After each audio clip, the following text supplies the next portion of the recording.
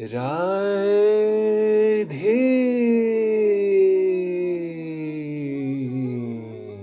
राधे। चलिए, आज के अध्याय में हम आपको बताएंगे कि दैवी प्रकृति क्या कहलाती है। मिलकर बोलिए, राधे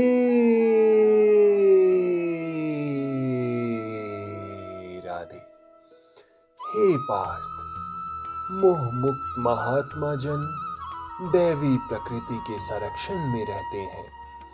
वे पूर्णतः भक्ति में निमग्न रहते हैं, क्योंकि वे मुझे आदि तथा विनाशी भगवान के रूप में जानते हैं। इस श्लोक में महात्मा का वर्णन हुआ है।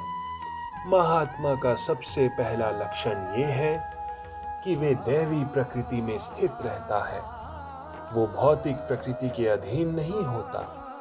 और ये होता कैसे है, इसकी व्याख्या 7वें अध्याय में की गई है। जो भगवान श्री कृष्ण की शरण ग्रहण करता है, वो तुरंत ही भौतिक प्रकृति के वश से मुक्त हो जाता है।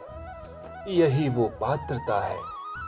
जो ही कोई भगवान को शरणागत हो जाता है, वो भौतिक प्रकृति के वश से मुक्त हो जाता है। यही मूलभूत सूत्र है। तटस्थता शक्ति होने के कारण जीव ज्यों ही भौतिक प्रकृति के वश से मुक्त होता है, त्यों ही वो आध्यात्मिक प्रकृति के निर्देशन में चला जाता है। आध्यात्मिक प्रकृति का निर्देशन ही दैवी प्रकृति कहलाता है। इस प्रकार से जब कोई भगवान के शरणागत होता है, तो उसे महात्मा पद की प्राप्ति होती है। राधे राधे।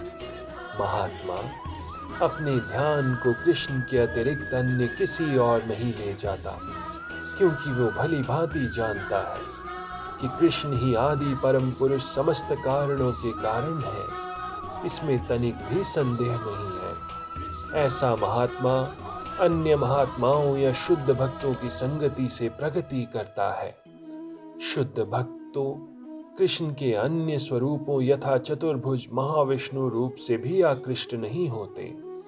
वे न तो कृष्ण के अन्य किसी रूप से आकृष्ट होते हैं, न ही वे देवताओं या मनुष्यों के किसी रूप की परवाह करते हैं।